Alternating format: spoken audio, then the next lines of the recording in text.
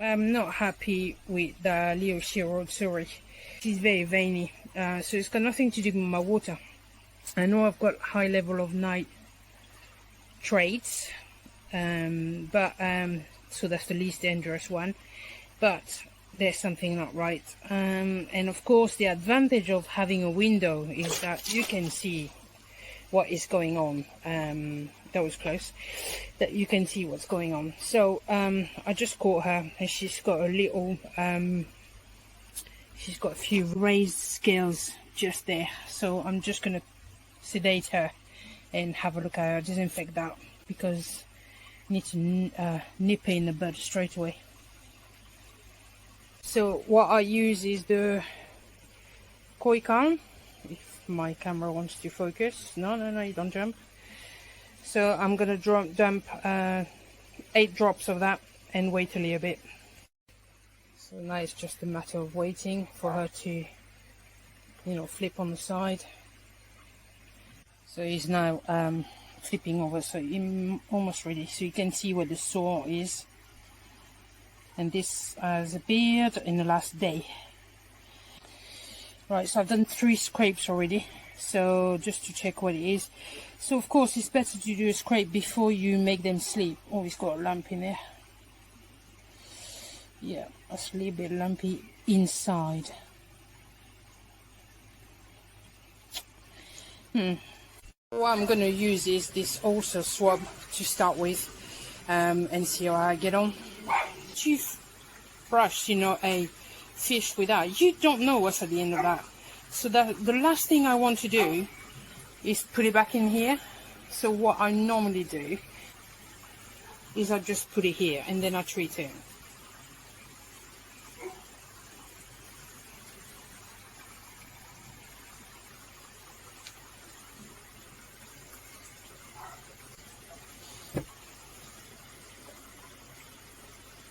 Okay, so it's right underneath now. See, the brush is really under. And then what I do is I seal the wound with this. Just going to dry the area without removing obviously the product, but just try that.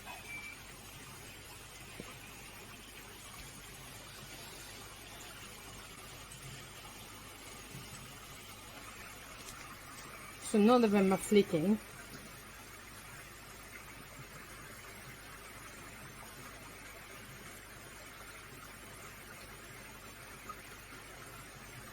So this is like a plaster basically. You just put it on, add a few drops of water, pond water, let it seal.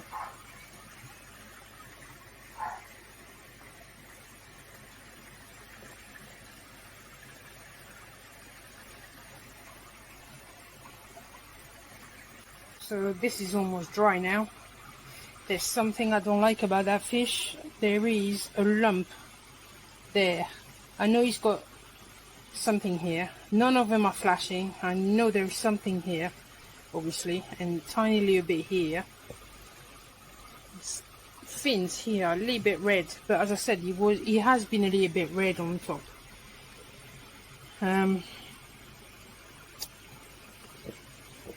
Right, he's coming around, so I'm going to put him in the net. So he's back in swimming now.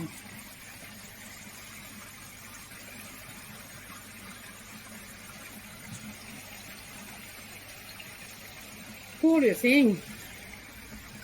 So that's the microscope that I use. Nothing fancy. 70 quid on Amazon. It's done me good. You can even, get to. Not that I've had Flukes or Kostya or anything, but I've had Trichodina, and I did see it, and I had white spot as well. So I had Trichodina about 3 years ago, and I had white spot just as I was putting the fish in the new pond. So, and that really, I could see everything, and I mean really, really good. So that's the Swift. I think it's called Swift 150 or something like that. But thoroughly recommend it. You know, if you've got more money to get the Apex, that's absolutely fine. But this has done me good. So I've taken three scrapes. The first one is I always do the side of the body, and there is a lot of mucus there. This is from just under the gills, but I mean really at on the edge, and towards these pectoral films, and then I do from under the mouth towards the middle of the belly. So I got a lot of mucus there, so I'm gonna have to check that.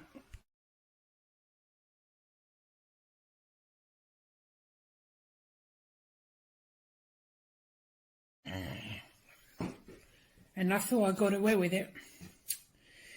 So the good news is the Shirotsuri has not got a bacterial infection or fungal infection.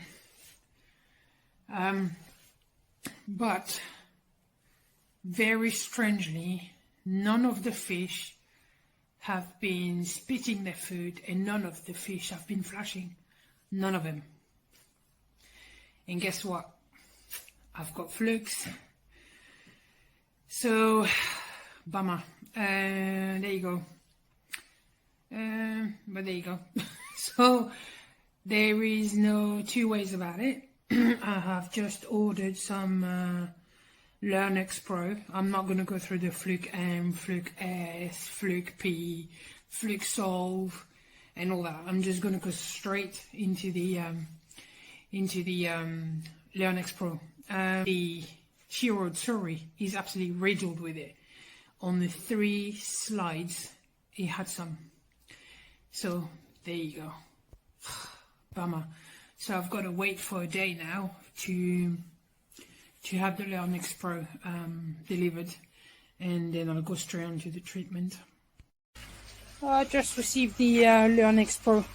Open the box, so you've got a 15 milliliter measurement. You've got the instructions obviously, so it comes in like that. Okay, so I've already done the calculation. What you need to remember when you dose your pond for whatever you need to dose it for is that you need to calculate the volume of your water plus all your filtration system. So here I've got just over 6,100 liters. Then I've got the 80 liters in here.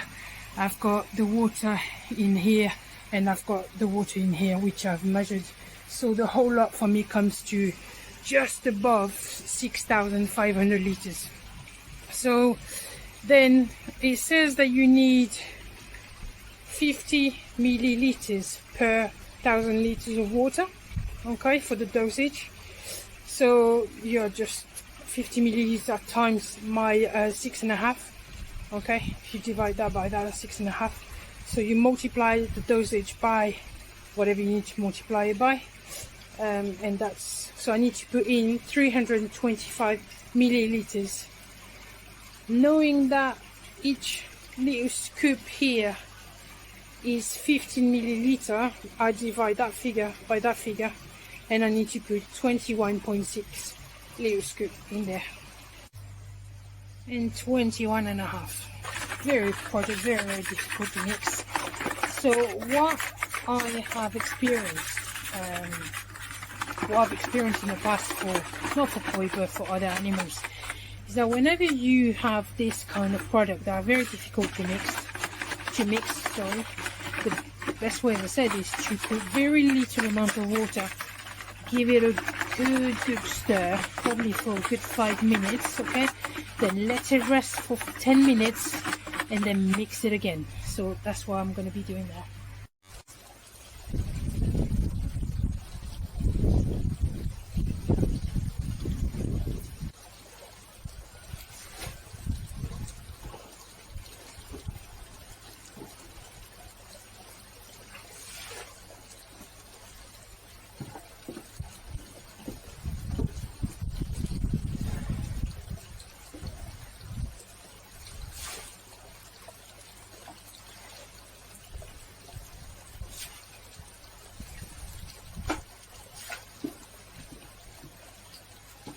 Alright, so it's in now. Despite mixing it so well and letting it rest and then mixing it again and then adding water, I still got, I don't know if you can see that, I still got a lot of it like that. So I'm just going to go around. It's definitely going in the water, I can see it, it's like clay basically. I'm just going to stay with the fish for at least 10 minutes because I think they're going to start fluking and being irritated by the product. So whenever you add a product like that, stop the UV. So here I've got 2 UV. I've got to stop the UV from the pod and the UV 25. And it does recommend here that you do not put it on for the next week. That product is really bad at mixing. You can see all this powder floating. That's it really, just got to wait.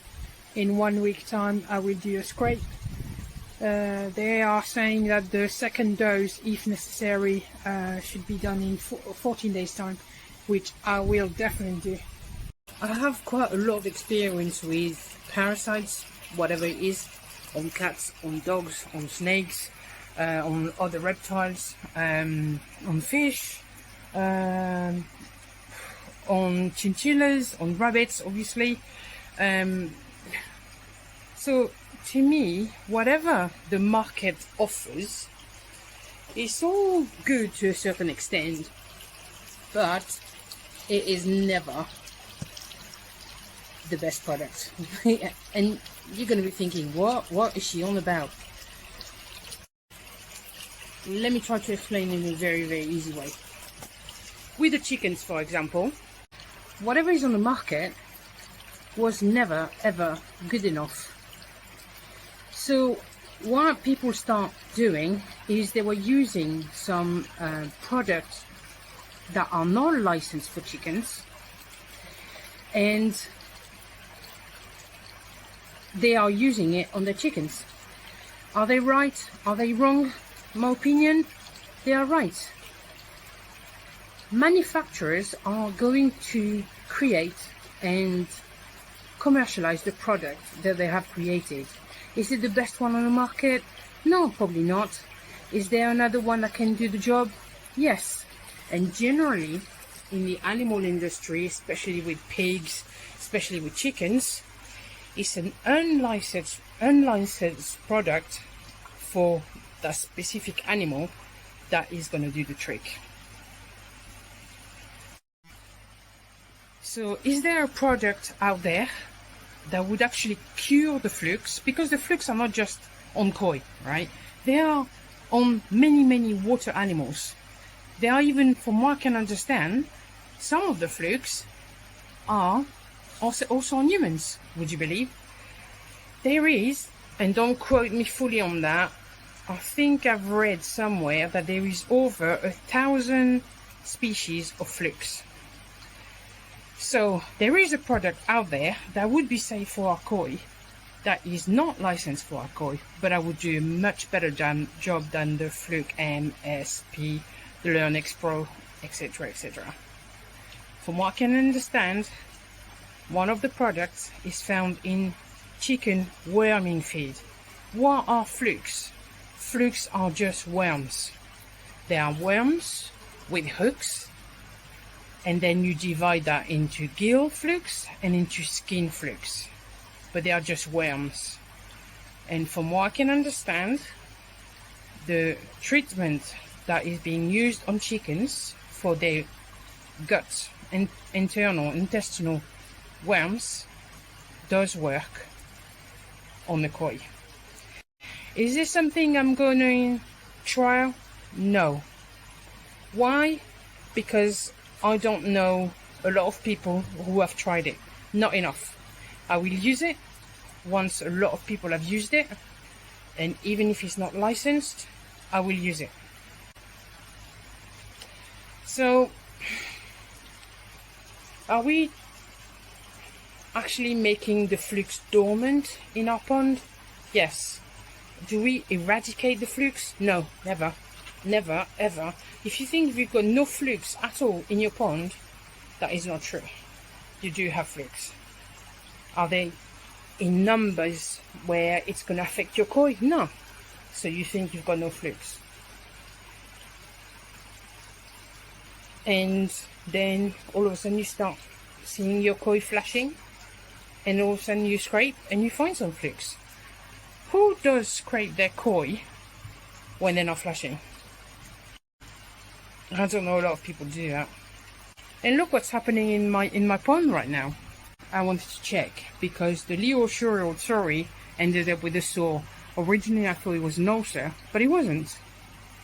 It was just flukes. I scraped another 5 fish and there was no flukes on the others, only on her. But I'm not going to take the risk, and I'm going to treat the entire pond. If you look at this bottle, okay, it really explains very well. This one, okay, which is the skin flukes, they actually have a baby fluke inside their belly. These baby flukes, this baby fluke, and they only have one, they are also called the baby boy. The gill flukes are here. They are the ones that lay eggs. They carry eggs, they release the eggs. Okay, so 2 different worms, skin worm, gill worm, 2 different worms, and you need to treat for both and think about both. So where do the flukes come from? Pigeons or the seagulls or any animals that are with their droppings and all that? I've got a roof. People say raised pond, then so you don't have the frogs going in and all that. I've got a raised pond. There's no frogs in my pond. So where do they come from? Flukes are dormant in your pond, or they are in your pond but not in sufficient number that they're going to cause problems. And the minute there's a stress element or something going inside your pond, that will activate them, wake them up, and then you end up with an infestation. So what has happened in my pond, other than the fact that it's a brand new pond? Still in construction, as you can see.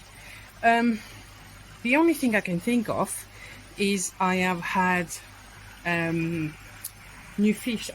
The element of adding a new fish in your pond actually increases the chance of the flukes